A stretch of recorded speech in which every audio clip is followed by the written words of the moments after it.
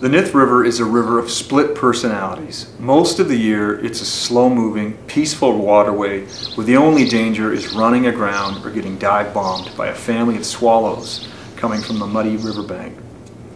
But it's also the most rural of the 5 rivers we paddled for this series, cutting through endless kilometers of corn and soybean fields and around dozens of family farms.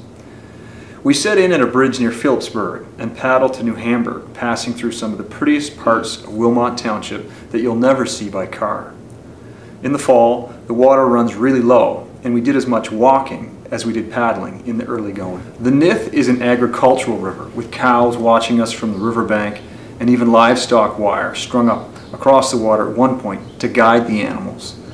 Just watch out. If you touch one of those electric fences, as I learned the hard way, it can give you quite a shock.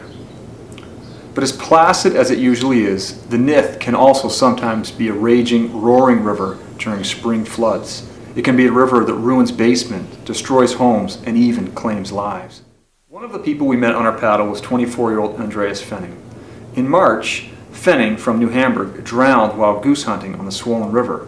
And it's a river he grew up next to as a boy on his family farm. But Andreas' father doesn't hold any anger toward the river that claimed his son.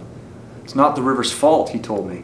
It's like living next to a highway and blaming the highway if one of your kids gets hit by a car. You can shake your fist at it, but it's not going to change.